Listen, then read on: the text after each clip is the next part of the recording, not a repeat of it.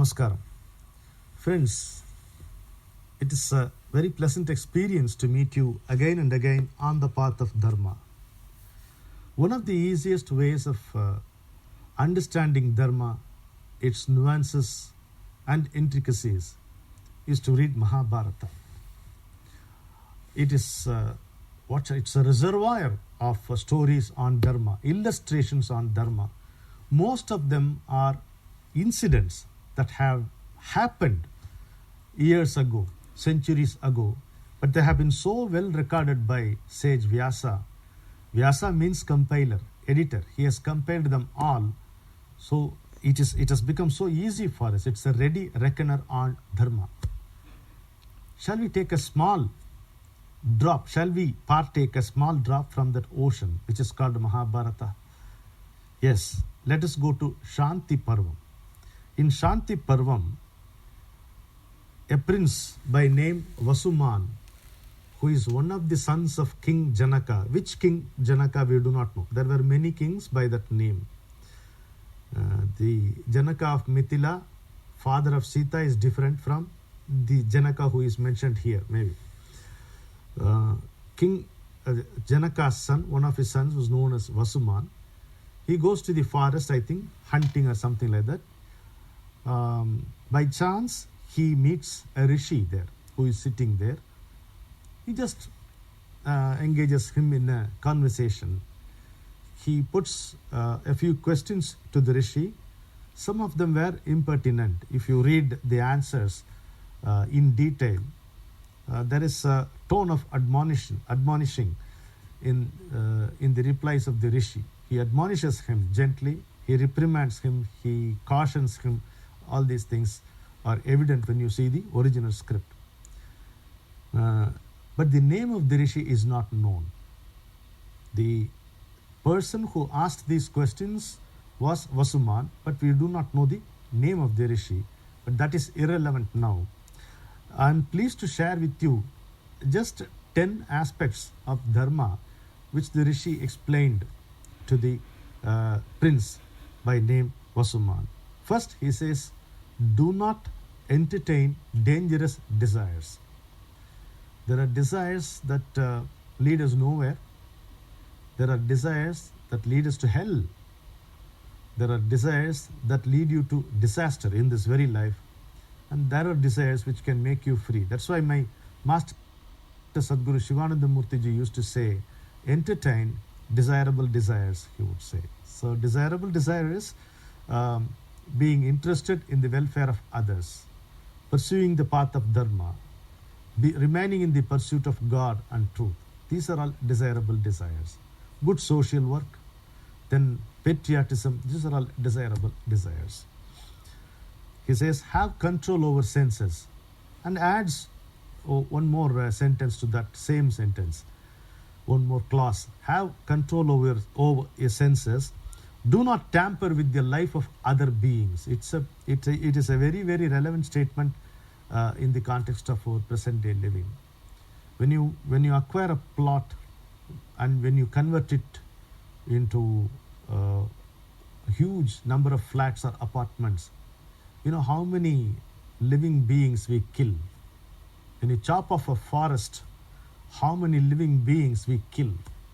When you cut a tree for a fancy price, we forget the fact that it was home for many living beings.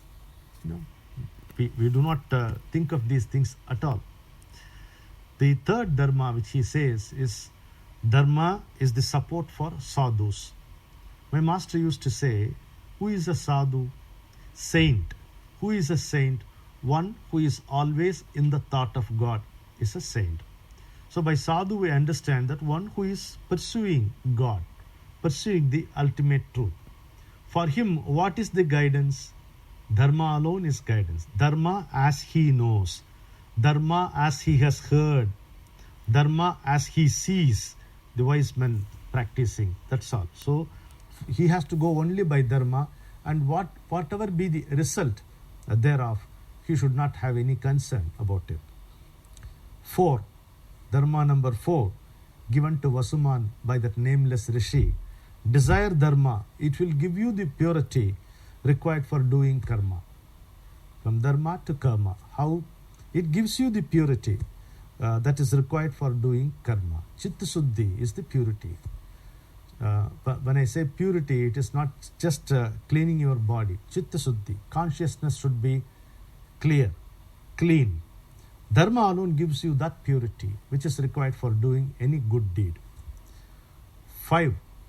One who has given up desires is a saint even if he lives in the city.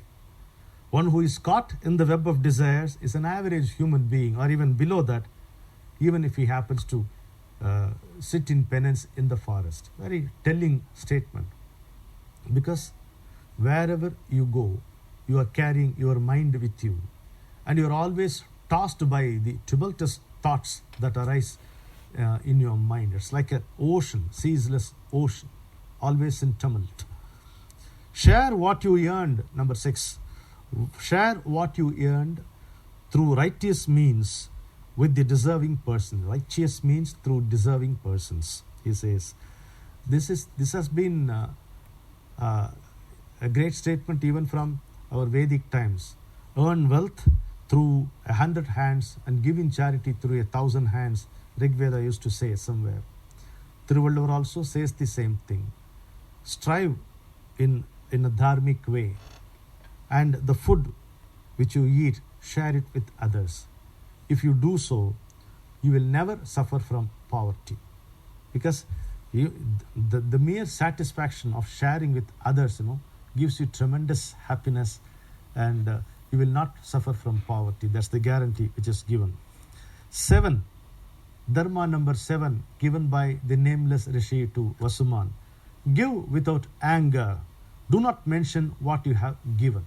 Charity ceases to be charity if you notice it. And never give rashly. Take it like that. No.